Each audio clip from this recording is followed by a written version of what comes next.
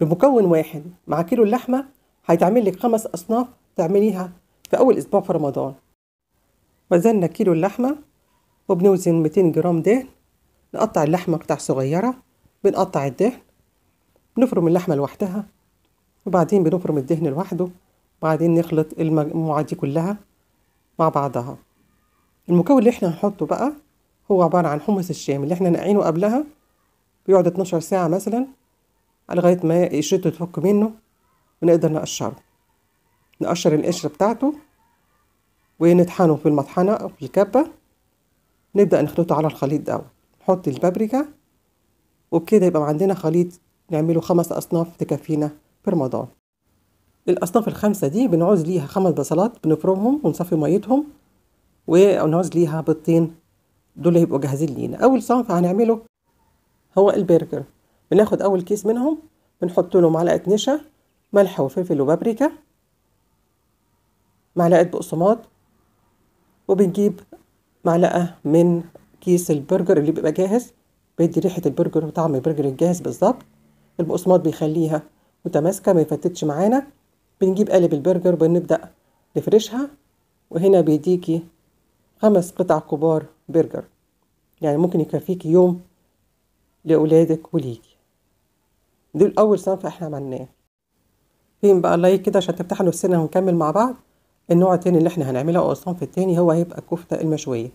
بنجيب معلقتين من البصل ومعلقتين من البقدونس، ولو في ليا تبقى جميلة جدا نحط معلقة ليا، ملح وفلفل، وبرضو بنحط لها بابريكا و7 بهارات. بنعجنها كويس جدا.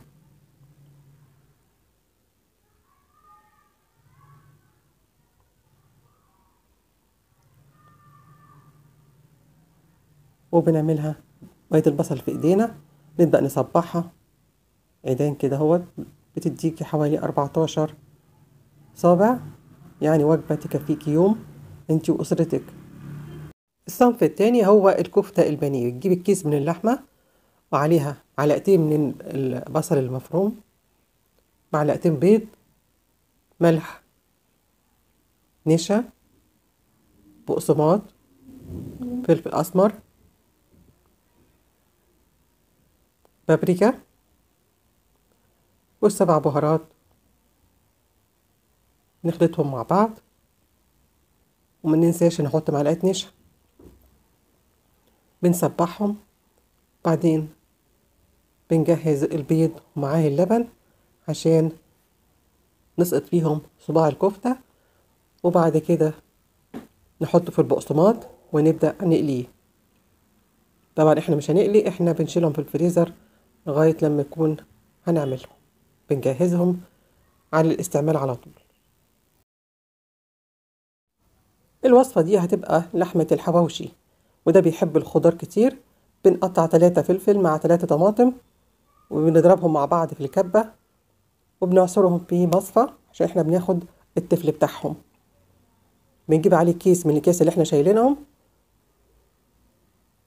نحط عليه بصل كتير، يعني 4 5 مثلا معالق، مع الخلطة اللي احنا مصفيينها، مع لية الضاني بتدي طعم جميل جدا، مع الملح والفلفل، مع البابريكا،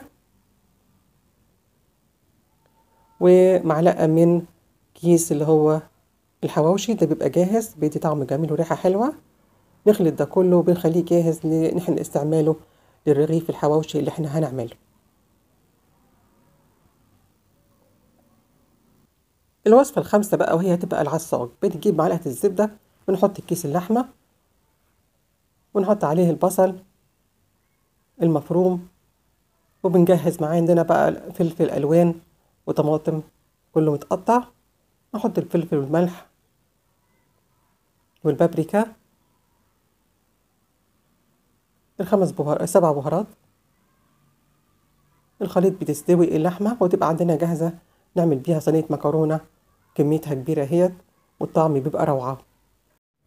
العصاج بقى جاهز، ولو وزننا المكونات اللي احنا عملناها من كيلو اللحمة هنلاقي ان هي معدية 3 كيلو.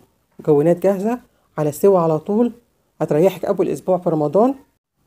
عايزين بقى اجمل لايك، اجمل كومنت منكم، عشان نتشجع ونستمر. واشوفكم الفيديو القادم ان شاء الله، وكل سنة وانتم طيبين.